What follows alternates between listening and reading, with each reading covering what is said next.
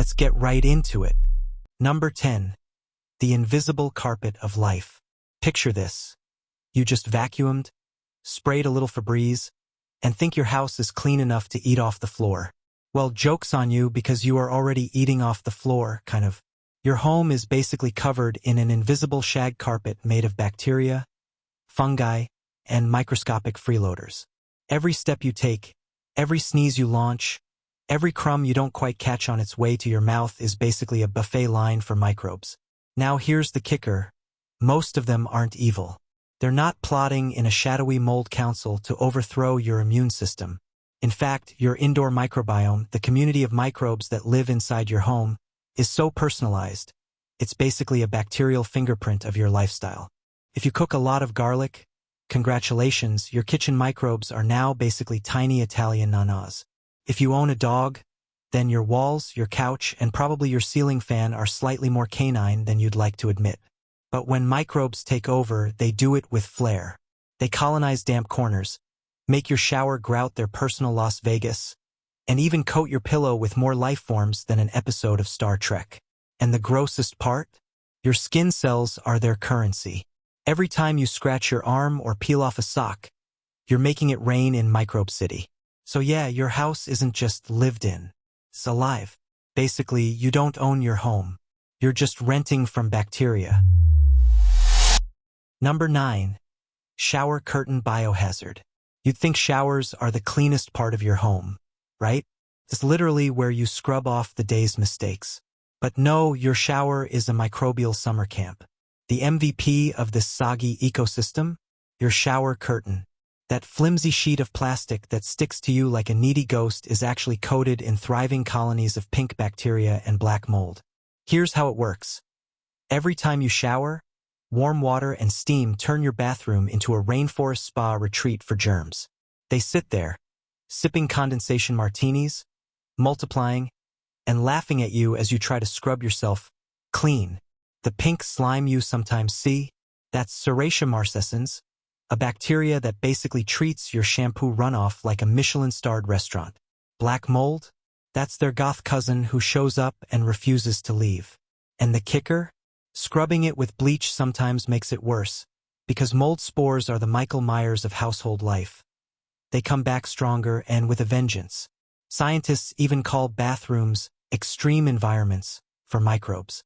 Translation, your shower curtain is basically the microbial version of Burning Man.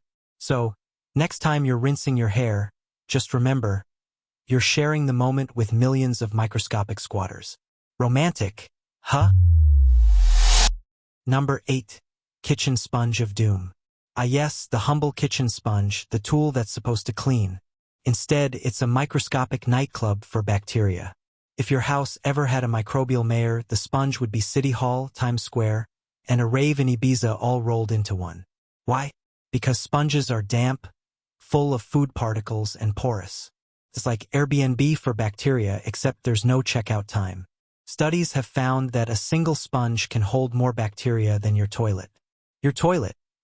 You'd actually be safer licking your bathroom seat than cleaning your dishes with that microbial rave brick.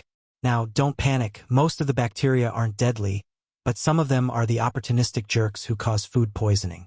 And even when you microwave the sponge or boil it, you're basically just killing the weaklings and leaving behind the bacteria with survival skills of Navy SEALs. They evolve. They adapt. They thrive. At this point, throwing your sponge away every week is less wasteful and more preventing the next pandemic. So if you needed a reason to stop being emotionally attached to that old, smelly rectangle of foam, this is it. Number 7. The Mattress Petri dish. Your bed is supposed to be a safe haven. A cozy, fluffy cloud where you can binge Netflix, overthink your life choices, and eat chips at 2 a.m. But reality check. Your mattress is basically a giant sponge of sweat, skin flakes, and dust mites who treat your bed like their personal all-inclusive resort. Dust mites don't bite you. They're not vampires. They're much grosser. They eat the skin flakes you shed every night. Millions of them.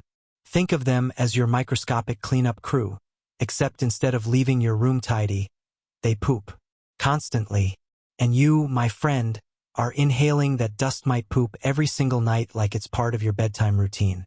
Add in the fact that your body leaks about half a liter of sweat while you sleep, yes, even if you're not sweaty.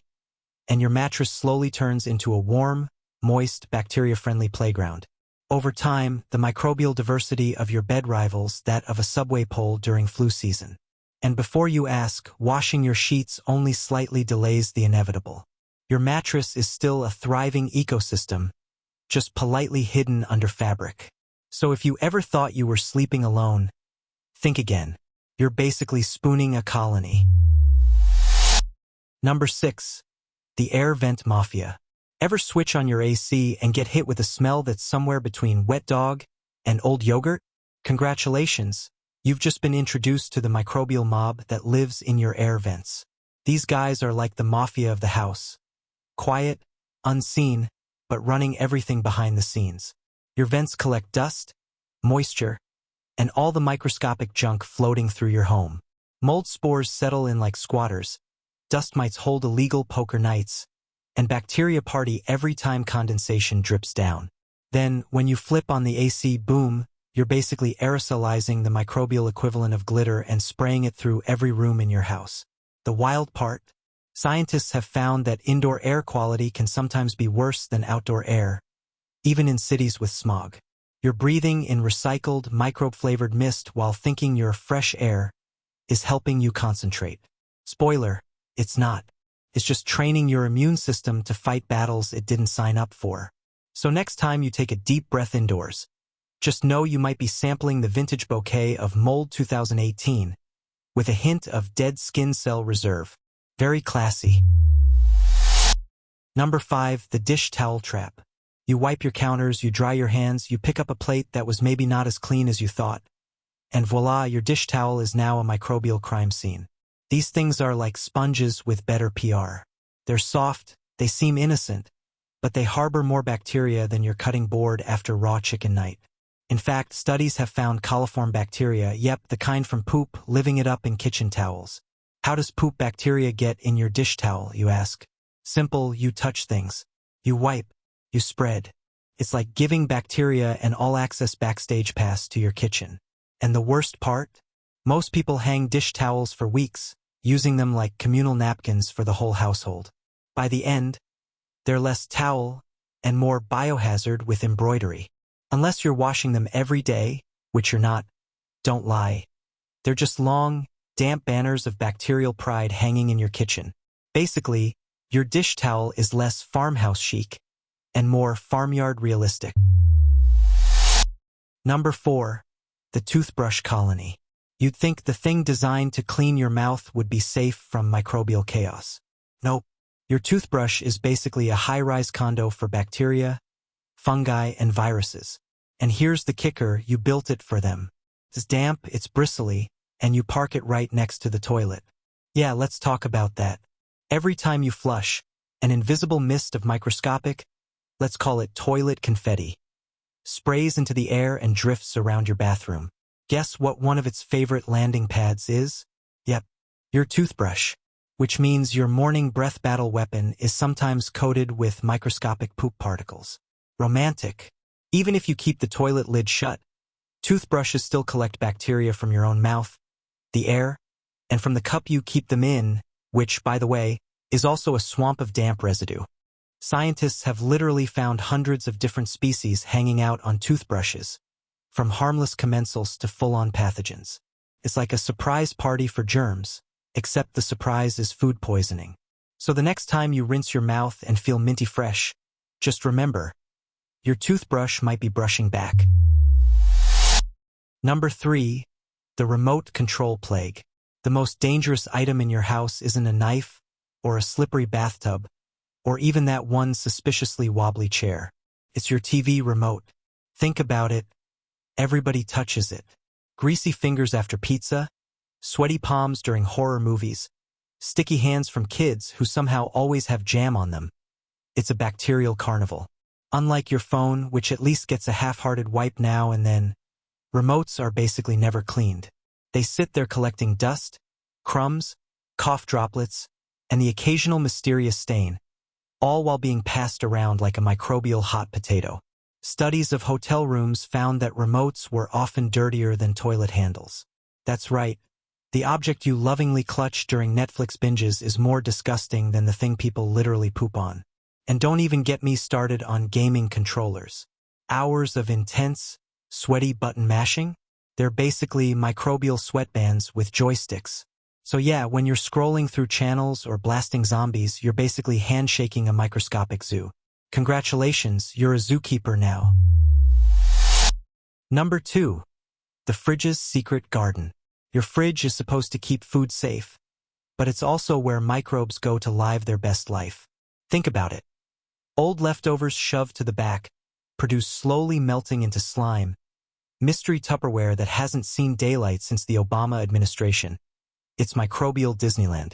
Cold temperatures slow bacterial growth, but they don't stop it. Listeria, for example, is basically an overachiever that thrives in fridges. Mold loves forgotten cheese. Bacteria loves spilled meat juice. And don't even pretend you wipe the vegetable drawer more than once a decade. Studies have found that the veggie drawer is often one of the dirtiest spots in a kitchen. Sometimes worse than the toilet seat. Are you noticing a theme yet? And the cruel irony? The thing you think is safe food storage is quietly marinating everything in microscopic hitchhikers. When you pull out that bag of wilted spinach, you're not just throwing away vegetables, you're evicting a thriving colony. Basically, your fridge is less preservation chamber and more cold, damp terrarium. Number 1. The walls are alive. You know that cozy, solid wall you lean against when you're too tired to stand on your own? Yeah, it's alive. Well, sort of. The paint, wallpaper, drywall, and even the dust coating them are prime real estate for microbes, especially mold. Mold is like the squatters of the microbial world. It moves in without asking, refuses to leave, and sometimes decides to start producing spores that trigger your allergies or even mess with your brain. Damp walls are the worst offenders. A tiny leak behind the drywall? Congratulations, you've just opened a hidden mold hotel, complete with black mold that can release toxins strong enough to give you headaches, fatigue, and that general "my house hates me" feeling. And even if you can't see the mold, trust me, it can still be there, hidden behind paint, under baseboards, quietly throwing a microscopic rave. Scientists who study sick building syndrome, yes, that's a real thing, have found that poorly ventilated, damp homes can literally make people feel ill, fatigue, irritation, brain fog. It's not the stress of paying rent that's frying your brain. It's the invisible microbe squad in your drywall, gaslighting you while they redecorate with spores. So the phrase, "if these walls could talk," is misleading. They are talking, just in the language of mold spores, coughs, and suspicious damp smells. That's all for today. I'll be making similar videos in the future. Subscribe to see them.